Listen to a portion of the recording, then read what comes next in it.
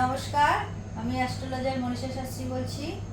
মানুষের জীবনে সবথেকে বড় কষ্ট হচ্ছে অর্থটা না থাকা, দারিদ্রতার মধ্যে কাটানো।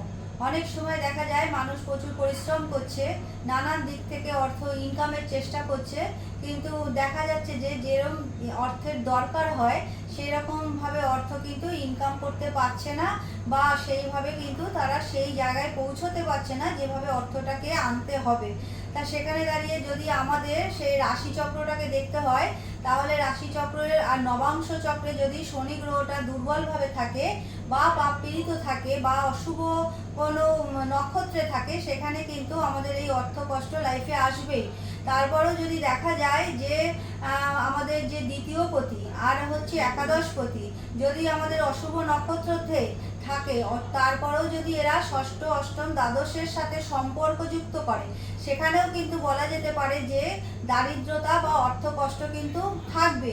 তা অনেক সময় দেখা যায় যে প্রথম লাইফে অনেক ভালো ছিল, স্বাচ্ছন্দ্যে ছিল, সুখে শান্তিতেই ছিল, সচ্ছলতা ছিল, সবই ছিল, কিন্তু একটা বয়সের পরে গিয়ে হঠাৎ করে অর্থনৈতিক দিক থেকে প্রবলেম আসতে শুরু করলো। হয়তো চাকরি ছিল, চাকরি চলে গেল, বা ব্যবসা করছিল, সেখানে লস হয়ে গেল। তাহলে সেক্ষেত্রে মানে যেখান থেকেই হোক আর যেভাবেই হোক অর্থ নিয়ে হয়তো সমস্যা চলে আসলো। সেখানে কিন্তু রাশিচক্রটাকে দেখতে হবে। সেই সব ক্ষেত্রে দেখা যায় যে লগ্নের দ্বিতীয় শনি হয়তো রাহুযুক্ত অবস্থায় বসে আছে এবং মঙ্গল কর্তৃক দৃষ্ট হয়ে রয়েছে। তাই এই রকম যদি হয় তখন কিন্তু স্বাভাবিকভাবেই অর্থ ছাড়া কিছুই হয় না। অনেক পরিশ্রম করার পরেও যখন অর্থের দিক থেকে সমস্যা আসে, তখন কিন্তু মানে মানুষের সব দিক থেকেই সমস্যা চলে আসে। তারপরেও বর্তমান সময়টা দেখতে হবে যে কার কি দশা চলছে। যদি অশুভ শনির দশা চলে বা অশুভ কেতুর দশা চলে, সেই শনি যদি কারুর লগ্নের দ্বিতীয় বসে থাকে, অশুভ নক্ষত্রে থাকে, সেখানে কিন্তু আমরা দেখতে পাই যে কোনো না কোনো সময় তাদের অর্থনৈতিক দিক থেকে প্রবলেম আসবেই আসবে। তারপরেও যদি নবম পতি আর দ্বিতীয় পতি আর একাদশ পতি আমাদের অশুভ থাকে, বা এরা যদি অশুভ নক্ষত্রে থাকে, সেক্ষেত্রেও কিন্তু অর্থনৈতিক দিক থেকে সমস্যা চলে আসে।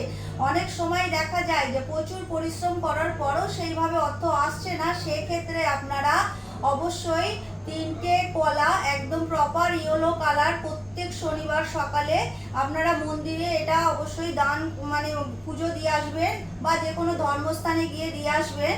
তারপরেও এখন যেহেতু পিতৃপক্ষ চলছে, আপনারা প্রত্যেকদিন সকালে কলা পাতার মধ্যে কিছুটা অন্ন আগে তুলে নেবেন, ভাত, তার মধ্যে ঘি, কালো তিল আর হলুদ দিয়ে অবশ্যই সকালে ওটা আপনারা কাককে খেতে দেবেন। এখন যেহেতু পিতৃপক্ষ চলছে, মহালয়া পর্যন্ত এই কাজটা আপনারা করবেন।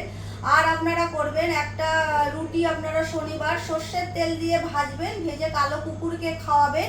এটা কিন্তু এই যে ক্রিয়াটা করবেন, এটা কিন্তু সন্ধে হয়ে যাওয়ার পর, সূর্য চলে যাওয়ার পর এই কাজটা করবেন। এই ক্রিয়াগুলো, এই কাজগুলো যদি আপনারা করেন, অবশ্যই এই যে অর্থনৈতিক সমস্যা বা যেখান থেকে নানান ধরনের সমস্যা তৈরি হয়ে যাচ্ছে, সেখান থেকে অবশ্যই এই নেগেটিভ প্রভাব থেকে অবশ্যই সুফল পাবেন।